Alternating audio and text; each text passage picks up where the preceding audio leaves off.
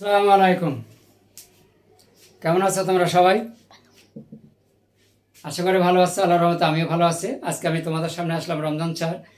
আজকে আমি তোমাদের সামনে আলোচনা করব একাদশ ও দ্বাদশ শ্রেণীর গণিত দ্বিতীয় পত্রের বাস্তব ও অসমতার অধ্যায় থেকে, অর্থাৎ অধ্যায় হচ্ছে 1। আজকে আমি তোমাদের সামনে সমাধান অঙ্ক করে দেখাবো ভিডিও ক্লাসের মাধ্যমে। যদি তোমাদের কোনো অসুবিধা থাকে বা হয়তো তোমরা বোঝো না, এরকম যদি সমস্যা যাদের আছে, আজকের এই ভিডিওটা শুধু তাদের জন্য। তো জানতে গেলে অবশ্যই ভিডিওটা শুরু থেকে শেষ পর্যন্ত দেখতে হবে এবং আমার সাথে থাকতে হবে।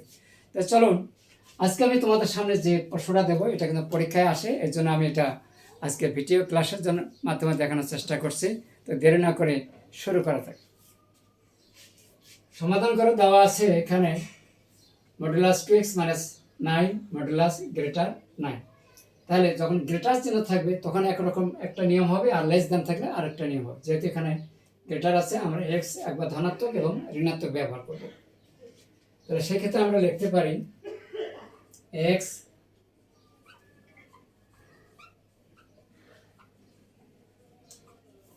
ধনাত্মক হলে 2x - 9 বা 2x গ্রেটার 9 প্লাস কত 9 বা 2x গ্রেটার কত 18, অতএব x গ্রেটার 9। আবার x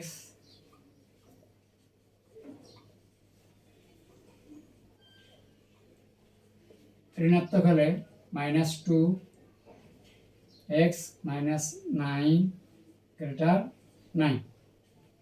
যেহেতু আমাদের এখানে মাইনাস আছে বা ঋণাত্মক বা মাইনাস চিহ্ন থাকলে আমরা -1 দিয়ে গুণ করব। এটা অসমতার ক্ষেত্রে -1 দিয়ে যদি গুণ করি তখন অসমতার চিহ্নটা উল্টে যাবে। তাহলে এখানে কি হবে 2x - 9, এই যে চিহ্নটা উল্টে গেল, এখানে হবে -9 বা 2x less than -9 plus 9 বা 2x less 0, অতএব x less than 0। তাহলে এখন যেহেতু এখানে 0 আসছে, আমাদের এখানে x এর মান হয়ে গেছে, এখানে হয়ে গেছে, তাহলে আপনার নির্ণয়ের সমাধান কি হবে? অতএব নির্ণয় সমাধান x less than 0 অথবা এদিকে দিয়ে দেয়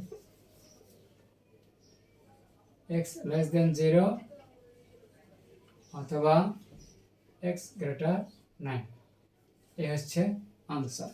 খুবই সহজ, একদম সহজ। শুধু মনোযোগ সহকারে ভিডিওটা যদি তোমরা শুরু থেকে শেষ পর্যন্ত দেখো, ইনশাল্লাহ তোমরা খুব সহজভাবে বুঝতে পারবে। যেমন এখানে একটা ব্যাপার আছে যে যখন এক্স ঋণাত্মক হবে, মানে ঋণাত্মক মানে তো তোমরা অবশ্যই বুঝো মাইনাস। তাহলে সেক্ষেত্রে যখন আমরা এই মাইনাসটাকে সরাবো তখন উভয় পক্ষে কী করব, -1 দ্বারা গুণ। তাহলে সেই ক্ষেত্রে তখন এই চিহ্নটা উল্টিয়ে যাবে।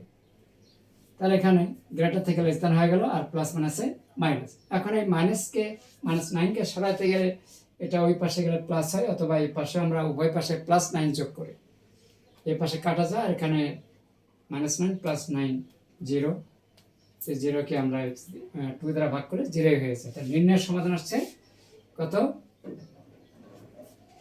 x less than 0 অথবা x greater 9। এটা হচ্ছে আমাদের নির্ণয়ের সমাধান। তারপরে শেষে আজকে আমার এই ভিডিও ক্লাসটি তোমাদের কাছে কেমন লেগেছে তা অবশ্যই কমেন্টসের মাধ্যমে জানিয়ে দেবে। আর তোমাদের বন্ধুদেরকে জানার জন্য অবশ্যই তো একটু শেয়ার করা যায়, তাই না? তাহলে তো তাদের একটু উপকার হয়।